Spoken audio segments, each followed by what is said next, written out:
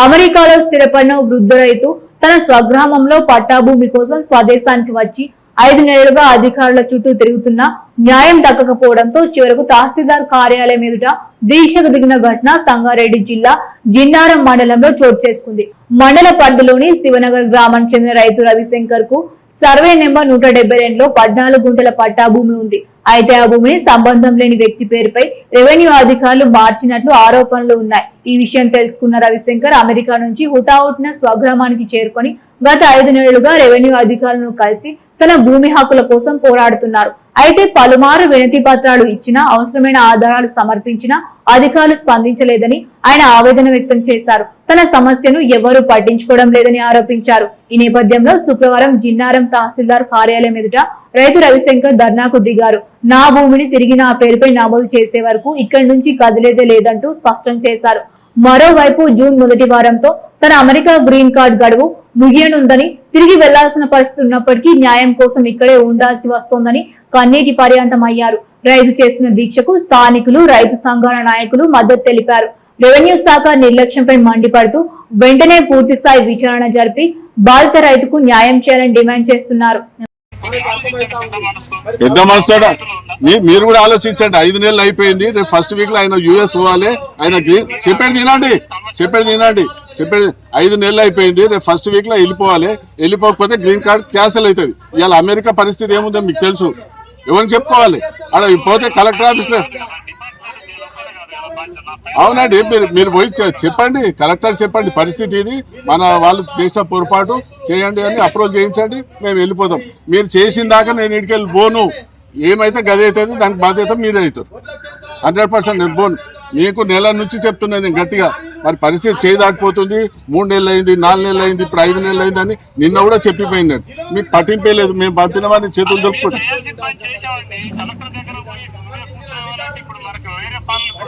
మాకన్నా టైం ఇస్తలేరు. మాకు టైం ఇస్తలేరు. నేను ఆయన ఎవరు మన బాను సూపరింటెండెంట్ నిన్న పోతే ఏమంటుడు, మీది ఒక్కటే లేదు 150 ఫైళ్లు భూభారతీలు ఉన్నాయి. మీ డిపార్ట్మెంట్ తప్పు. నా తప్ప మరి చెప్పండి.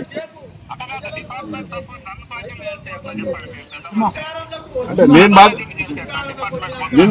నిన్ను ఏమంటున్నా, ఎంఆర్ఓ తప్పు చేసిందని నేను అంటలేను. గతంలో జరిగింది, దాన్ని సరిదిద్దవలసిన బాధ్యత మీరు. ఉంటే చేయించండి, చెప్పండి. ఆయన రిటైర్డ్ ఎంఈఓ, 82 సంవత్సరాలు, 20 రోజులలో మళ్ళీ అమెరికా పోవాలి. ఆయన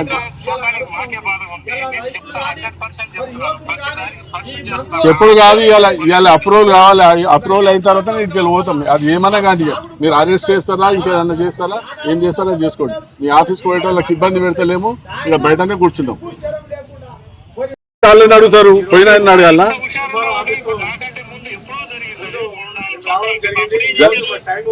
అప్పుడేం చేసినామంటే రైట్ ఒక్క నిమిషం. అప్పుడేం చేసినట్టుంది కదా.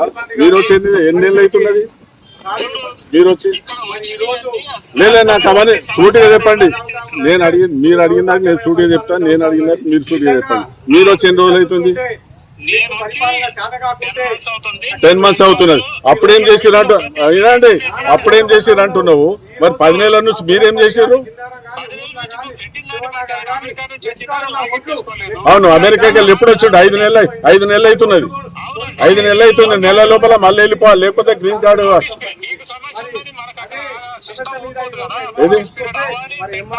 అవునండి, తప్పెవరు చేశారు? నేను డిపార్ట్మెంట్ తప్పు చేసినా, మేము తప్పు చేసినామా? మీరు ఏమంటారు? బ్లాక్ మెయిల్ చేసి ఏమన్నా పట్టాలు రాసి ఇమ్మంటున్నారా? వాయిలాల కాండం, గడపోతాన కాండం ఏమన్నా రాసి ఇమ్మంటున్నారా? లేదు, మీరు తప్పు మాట్లాడుతారు. ఎంఆర్ఓ గారు మీరు తప్పు మాట్లాడుతారు. బ్లాక్ మెయిల్ అనేది జాగ్రత్త మాట్లాడండి. అర్థమైందా?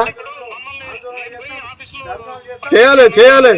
మా ఆఫీస్ నుంచి పొరపాటు అయింది సార్ అని కలెక్టర్ చెప్పి కన్విన్స్ చేసి చేయించుకొని తీసుకురావాలి.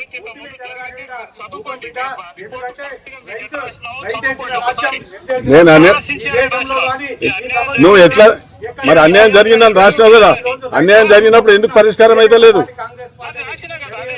మరి రాస్తే పోయి చెప్పండి. ఇప్పుడు ఆర్డీఓ కలెక్టర్ చెప్పండి, పరిస్థితి ఇది ఉన్నది. ఆయన యుఎస్ నాకు సమస్య ఏడైతే తప్పు జరిగిందో ఆడనే కూర్చుంటా నేను. నువ్వు ఆర్డీఓ దగ్గరనో కలెక్టర్ దగ్గరనో పోయి కూర్చోను, ఈడనే కూర్చుంటా. ఆయన ఏజ్ 82, రిటైర్డ్ ఎంఈఓ. ఆయనకి ఏదన్నా బాధ్యత, ఆయనకు సర్వ ఇబ్బందులు ఉన్నాయి హెల్త్ పరంగా. హెల్త్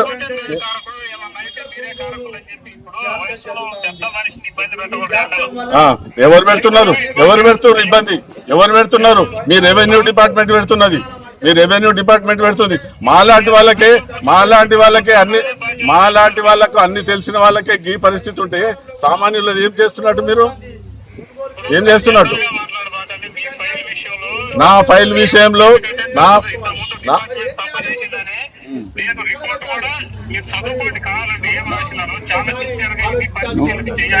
నువ్వు రిపోర్ట్ ఎంఆర్ఓ గారు నువ్వు రిపోర్టు ఎంత బ్రహ్మాండంగా రాసింది నాకు సంబంధం లేదు. నా పని అయిందా లేదా గది నాకు సంబంధం.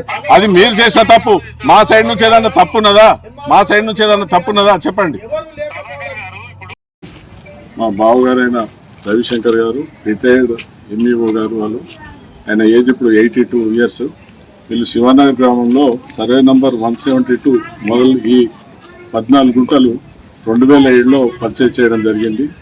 మరి దాని తర్వాత మ్యూటేషన్ కూడా కావడం జరిగింది. పాత పాస్బుక్ టైటిల్ డీడ్ కూడా రావడం జరిగింది. తర్వాత వీళ్ళు 2010-11లో వాళ్ళ పిల్లలు ముగ్గురు కూడా యూఎస్లో ఉండడం వల్ల మా అక్క మా బావ అమెరికా వెళ్ళిపోవడం జరిగింది. దాని తర్వాత వీళ్ళు ఎప్పుడో మధ్యలో వచ్చినప్పుడు చూస్తే వీళ్ళకి పాస్బుక్ గురించి చదివితే ఎప్పుడు కూడా పాస్బుక్ ఇవ్వలేదు ఎంఆర్ఓ ఆఫీస్ వాళ్ళు. తర్వాత తెలిసింది ఏంటంటే ఎవరైతే భూమి అమ్మిరో వాళ్ళ పేరు మీదనే పాస్బుక్ రావడం జరిగింది. ఇంకొక నంబర్ అయితే ఈ 172 మొదలు అనేది భూమి ఎటువంటి సంబంధం లేని వాళ్ళ పేరు వాళ్ళ పేరు మీద రికార్డు ఆన్లైన్లో రావడం జరిగింది. మేము గత సంవత్సరము ప్రజాపాలనలో కూడా 11/6/2025లో ప్రజాపాలన ఏదైతే కాంగ్రెస్ గవర్నమెంట్ వచ్చిన కొత్తలో మరి భూ సమస్యలు ఏమున్నా తెలపండి అని ప్రజాపాలన పెడితే ఆ రోజు అప్లికేషన్ కూడా ఇవ్వడం జరిగింది. ఈనాటి కూడా సమస్య పరిష్కారం కాలేదు. మరి రెవెన్యూ వాళ్ళు చేసిన పొరపాటుకు వారు అమెరికా నుంచి దీనికోసమే రావడం జరిగింది. అతను గ్రీన్ కార్డ్ హోల్డరు. ఇప్పటికీ అమెరికా నుంచి వచ్చి 5 months అయింది. నెల లోపల మళ్ళా యూఎస్ కనుక పోకపోతే గ్రీన్ కార్డు క్యాన్సిల్ అవుతుంది. మరి ఆయన ఏజ్ మా అక్క ఏజ్ కానీ వాళ్ళకు హెల్త్ పరంగా ఎన్నో సమస్యలు ఉన్నాయి. మరి వచ్చిన తర్వాత దీనికోసమే వచ్చిన తర్వాత బాత్రూంలో పడ్డాడు. కనీసం 20 లక్షలు ఖర్చు కావడం జరిగింది. మరి రెవెన్యూ సిబ్బంది ఇక్కడికి వెళ్ళి ప్రపోజల్ పంపినమంటారు. అక్కడ అడిషనల్ కలెక్టర్ ఏమో నా దగ్గర 150 ఫైళ్ళు ఉన్నాయి, అన్ని ఒక్కసారి చూస్తే మీ ఒక్కరిది చూస్తాను అంటున్నారు. మరి ఈ విధంగా మరి రెవెన్యూ వాళ్ళ పరిస్థితులు మరి నేను తప్పు ఎంఆర్ఓదా, అడిషనల్ కలెక్టర్దా, ఆర్డీఓదా, కలెక్టర్దా తెలియదు నాకు. సమస్య ఏదైతే ఉందో చాలా క్రిటికల్గా ఉన్నది. వాళ్ళ ఆరోగ్య పరిస్థితి బాగాలేదు. మరి ఎన్నోసార్లు మొరబెట్టుకోవడం జరిగింది ఇక్కడ కానీ ఆర్డీఓ కానీ. మరి సమస్య పరిష్కారం కాకుండా ఉండడం వల్ల ఇవాళ ఈ నిర్ణయం తీసుకోవడం జరిగింది. మా సమస్య ఇవాళ పరిష్కారం అయిందాక మా బావగారు ఇక్కడనే ఉంటాడు. ఏదన్నా జరగడానికి జరిగితే మరి రెవెన్యూ సిబ్బంది దానికి బాధ్యత వహిస్తారని తెలియజేస్తున్నాను. Thank you.